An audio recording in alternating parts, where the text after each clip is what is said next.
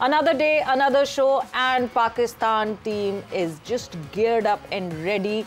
क्योंकि 4 नवंबर से होना है ये मुकाबला शुरू where Australia and Pakistan would be in action और एक नए कप्तान के अंडर एक नई दिखती हुई टीम के साथ जो है अब आमना सामना होगा। क्या कारकर्दगी रहेगी ऑस्ट्रेलिया में टीम पाकिस्तान की, किस तरह परफॉर्मेंस होगी under the new captain, under everything that is happening new, उस सारी चीज़ों के हवाले से होगी आज हमारी डिस्कशन। मैं हूँ सवेरा पाशा और मेरे साथ मौजूद हैं हाफिज़ मोहम्मद इमरान। और जैसा कि सवेरा आपने जिक्र किया पाकिस्तान टीम की कारकर्दगी कैसी रहेगी, पाकिस्तान क्रिकेट बोर्ड की कारकर्दगी पर भी निगाह रहेगी कि फ़ैसले किस तरह से करते हैं, क्योंकि मुख्तसर वक्त के लिए जैसन गिलेस्पी को ऑस्ट्रेलिया में ये जिम्मेदारी दी गई हैं वो किस हद तक इसको निभाते हैं। क्या सिलेक्शन कमेटी यहाँ पर आपको इख्तियारात भरपूर तरीके से इस्तेमाल करते हुए दिखाई देगी। कप्तान की गुफ्तगू कर हुई है, मोहसिन नकवी साहब बोले हैं, तो काफ़ी सारी ऐसी चीज़ें हैं जिन पर हम गुफ्तगू कर रहे हैं और इसी हवाले से हम बात को आगे बढ़ाएंगे। हमारे साथ मौजूद हैं इस वक्त पाकिस्तान के test cricketer opening batter Shoaib Mohammad साहब। अस्सलाम वालेकुम शुएब साहब।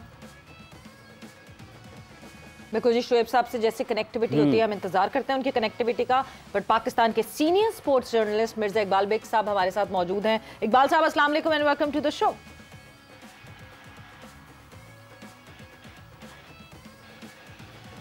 जी अभी कुछ तकनीकी वजूहात की बुनियाद पर हम राब्ता हमारा कायम नहीं हो पा रहा है। जो पाकिस्तान क्रिकेट बोर्ड का हाल है वही हालात ऐसे इधर हुए हुए हैं, क्योंकि जो कनेक्शन और कनेक्शन कैंप्स लगने पड़ते हैं कनेक्टिविटी बढ़ाने के लिए हाफिज, तो कनेक्टिविटी तो नहीं हो पा रही, डिस्कनेक्टिविटी ज्यादा दिख रही है, विकेटों पे विकेटें उड़ रही हैं जब पाकिस्तान क्रिकेट बोर्ड की बात वो भी हुआ है ना। 2 इस्तीफों की तस्दीक की है पाकिस्तान क्रिकेट बोर्ड ने, अभी शेख साहब की तस्दीक की है और फिर तानिया मलिक साहबा के इस्तीफे की तस्दीक की है। और ये भी अभी कुछ प्रोग्राम से पहले मुझे एक फ़ोन आया कि कहते हैं एक और साहब भी हैं, उनका भी 95% तक काम हो चुका है और another wicket to go एक और गिरने वाली है, तो 2 विकेटें गिर चुकी हैं।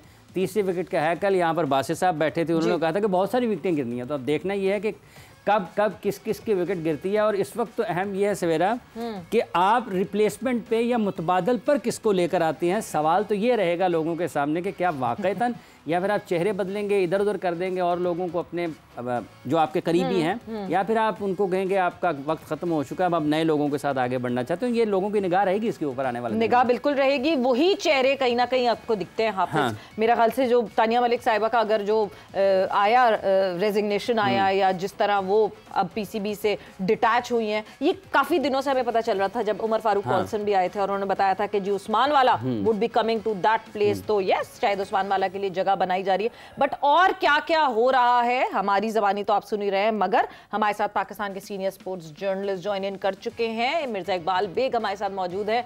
इकबाल साहब अस्सलाम वालेकुम and welcome to the show.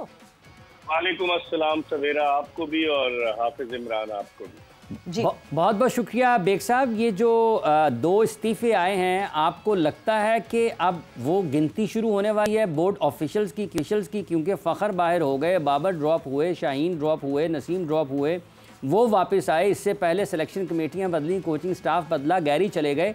ये लोग अब आपको लगता है कि बारी और लोगों को भी आने वाली है क्रिकेट बोर्ड में?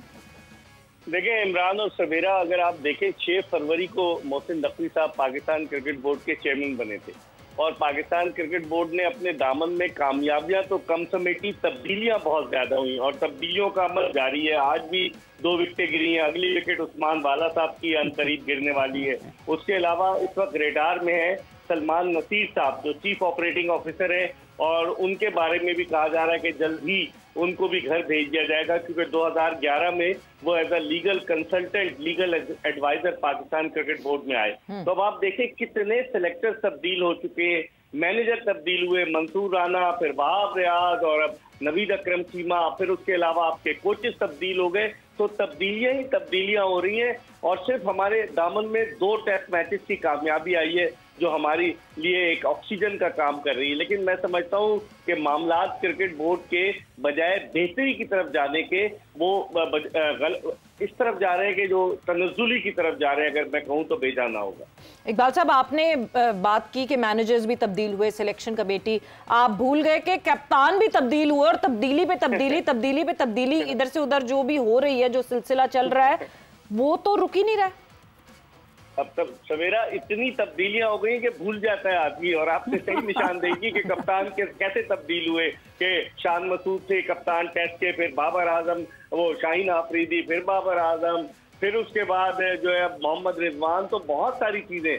आज आपने एक वीडियो देखी होगी, ये मेरे ख्याल में रिजवान का पहले से इनका जहन बन चुका था, जिसकी वजह से आपने देखा होगा कि रिजवान ने 1 जून में प्रेस कॉन्फ्रेंस की लाहौर में, पिशावर प्रेस क्लब में, और उन्होंने कहा कि जनाब अली वो चेयरमैन की तारीफ में जमीन आसमान के कलाबे मिला दिए। किसी कप्तान को आपने देखा है इस तरह की तारीफ करते हुए? सवेरा आप भी इतने अरसे से क्रिकेट कवर कर रही हैं, मैं भी कर रहा हूँ, इमरान भी कर रहे हैं, लेकिन लग यही रहा था कि खिचड़ी पीछे पक रही थी, और वो खिचड़ी जो पकी तो उसका अंजाम क्या हुआ। अब अगर वो इंटरव्यू आपको देंगे रिजवान को, तो क्या नजरें नीचे झुकाकर देंगे सवेरा?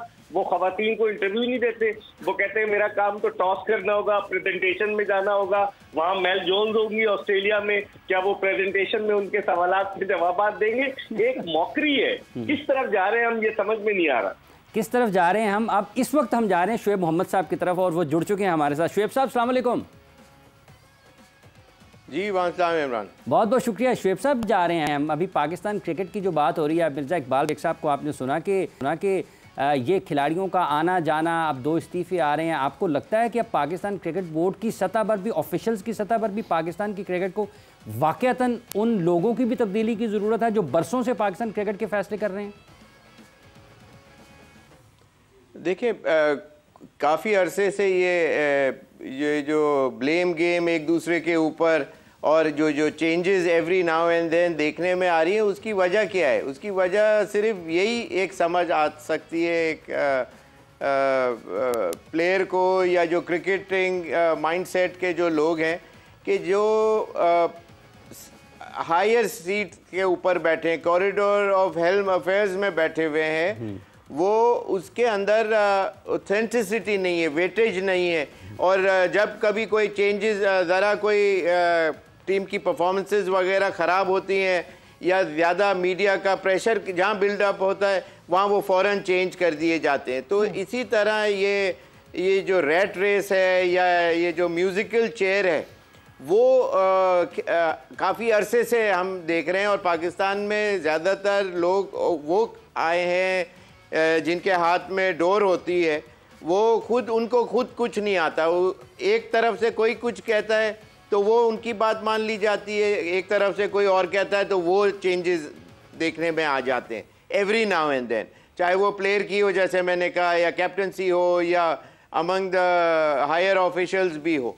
तो यही कोर वजह है कि जहाँ खुद अगर आप वीकर स्टांस पे खड़े हों तो फिर ये चीज़ें अक्सर देखने में आती हैं, जो ख़ास तौर में पाकिस्तान में देखने में ज़्यादा आई हैं। उसका रीज़न, वरना कोई दूसरे जो दुनिया के जो बोर्ड्स हैं वो पावरफुल बोर्ड्स हैं, और उनका एक दफ़ा कहना प्रॉब्ली वो जो बच्चों को कहते हैं once told should be enough. तो इसी तरह पाकिस्तान के अंदर हर एक की अपनी से है, प्लेयर कभी कुछ कहने लग जाते हैं, लॉबियाँ इतनी बन जाती हैं। आप बोथम को देखें, बॉयकॉट को देखें, इंग्लिश बोर्ड ने मेरे ख्याल फिंटॉफ को भी इस तरह उनके ऊपर एक्शन लिए गए, टूर्स पे टेस्ट मैचेस नहीं खिलाए गए, सीरीज में नहीं भेजा गया। तो ये इस तरह से आपको मिसाल कायम करनी पड़ती है। और लेकिन ये कि वो लोग कर सकते हैं जो जिनके अंदर पावर हो और क्रिकेट की समझ हो। जब नहीं होती तो फिर यही इसी तरह म्यूजिकल चेयर चल सकती है। शुएब साहब, मिसाल कायम करने की आपने बात की है, तो क्या इसका मतलब हम ये देखें कि ठीक है जी, फखर जमान को ड्रॉप करके क्या पीसीबी मिसाल कायम करने की कोशिश कर रहा था इस तरह? बिल्कुल, पहली दफ़ा शायद ये देखने में आया है। It is not a bad thing. अगर उसको ब्लैक एंड वाइट में कॉन्ट्रैक्ट में अगर कोई चीज़ कही गई है, मिसाल के तौर पे, मुझे नहीं पता कॉन्ट्रैक्ट में क्या लिखा था, लेकिन ये कि अगर कहा है तो उसको अवॉइड करना चाहिए था, उसको उसके ऊपर चलना चाहिए था। लेकिन ये है कि पाकिस्तान ये एमिकेबली भी ये रिजॉल्व हो सकती थी चीज़, और अदरवाइज एक एक्शन लेके। तो इन्होंने इस दफ़ा इसी के ज़्यादातर पावरफुल जो प्लेयर या पावरफुल कैप्टन वगैरह अगर होते पहले की तरह, इसलिए कि बोर्ड को वो अपनी मर्ज़ी से चला रहे होते थे। लेकिन ये कि चाहे वो कोई भी कैप्टन हो, इससे पहले ज़्यादातर अभी ये नए कैप्टन हैं Shan Masood, and probably he is not from that breed जहाँ इस तरह का जो इंटरनल पॉलिटिक्स और इस किस्म की चीज़ें प्ले करते रहे या प्ले करते हुए नज़र मे बी लेटर शायद आए। तो बात यही है कि बोर्ड का जो स्टांस जो था इस दफ़ा स्ट्रॉन्ग लिया गया, इसलिए कि उन्होंने अगर कोई चीज़ कही थी और एक प्लेयर ने नहीं मानी, लेकिन पहले ये देखने में कभी नहीं आया और शायद probably this is the core reason के why they have taken this step to make a point out of it. ठीक, बेग साहब आपको लगता है कि फ़खर का मामला हल होने की तरफ जा रहा है? जैसे अभी शुएब साहब बात कर रहे हैं कि ये अगर उसने कुछ अपने जो कॉन्ट्रैक्ट की खिलाफ वर्जी किया तो फिर तो उसके बाद उसके खिलाफ कोई एक्शन होना चाहिए था, लेकिन हारिस का कॉन्ट्रैक्ट ख़त्म किया, उसको वापस ले आए। जो ये फ़खर वाला केस है, इसकी अगर थोड़ा सा पीछे चले जाते हैं तो एक इंक्वायरी इंज़मामुल हक साहब के हवाले से भी आई थी, उसका क्या पता क्या नतीजा निकला किसी को कुछ इल्म नहीं है, और उसमें पाकिस्तान के मौजूदा कप्तान भी शामिल हैं, उस वक्त उनका भी नाम था। जी बेग साहब आप सुन रहे हैं? जी मुझे आपकी आवाज़ आ रही है, आपको आवाज़ आ रही है? जी जी जी जी आ रही है।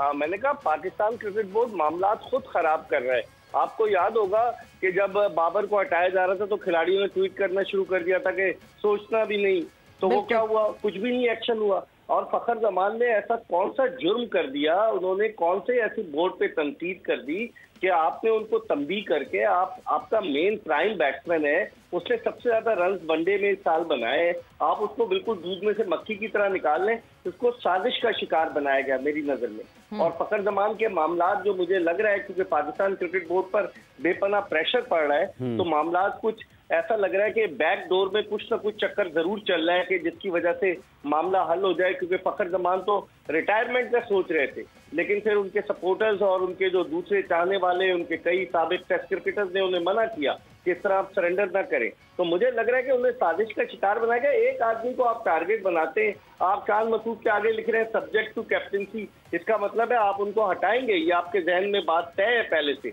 उसने क्या बुरा किया? 2 टेस्ट मैचेस जीते ना उसकी कप्तानी में, एक उसने 100 भी किया, तो क्या आप उसको हटा देंगे साउथ अफ्रीकन टूर पे? मुझे लग रहा है रिजवान के साथ सवेरा और इमरान कोई डील हुई है पाकिस्तान क्रिकेट बोर्ड की कि इन फ्यूचर हम आपको रेड बॉल क्रिकेट का कप्तान बनाएंगे। बट इकबाल साहब एक चीज जो कि कल रिजवान की मैं अनऑफिशियल डिस्कशन ही कहूंगी क्योंकि पीसीबी के उससे डायरेक्ट नहीं वो हमारे पास पहुंची है, अलग अलग रिपोर्टर्स ने उसको जो है वो शेयर किया हुआ है। वो जो डिस्कशन हुई उसमें जब फखर जमान की बात रिजवान से पूछी गई तो रिजवान ने अपने सर से वो सारी चीज़ हटा दी कि वो तो हमारी पहुंच से दूर की बात है और वो हालात बेहतर हो जाए। तो पहुंच से दूर तो रिजवान के लिए प्लेइंग 11 भी है, तो कल को अगर हमारी गॉड फॉरबिड ऑस्ट्रेलिया में कारकर्दगी अच्छी नहीं होती तो वो फिर आके प्रेस कॉन्फ्रेंस में यही कहेंगे कि मैं तो सिर्फ टॉस करने और प्लेइंग 11 का पेपर पकड़ाने गया था, बाकी तो मेरा तो कोई लेना देना ही नहीं है इससे।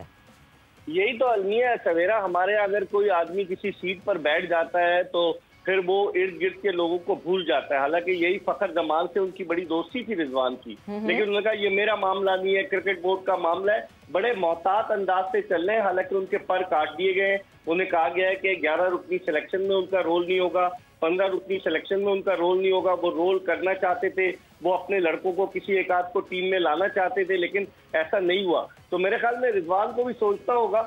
मुझे लग रहा है कि आइंदा आने वाले दिनों में हमारे यहाँ जो कप्तानी का म्यूजिकल चेयर का गेम है ये खत्म होने का नाम नहीं लेगा, कुछ और लोग भी आ जाएंगे। आपने सऊद शकील को भी लगा दिया, उसने क्या कसूर किया है? सेंचुरी करके वो वनडे टीम का हिस्सा नहीं है। आपकी टीम तो 20-25 ओवर में ऑल आउट हो जाती है। फिर उसके अलावा आप देखें कि आइंदा उन्होंने सलमान अली आगा को भी लगा दिया है कारोबार पे, वो कप्तानी भी करेगा जिम्बाब्वे में। तो मुझे लग रहा है आइंदा आने वाले दिनों में म्यूजिकल चेयर का ये गेम जारी रहेगा।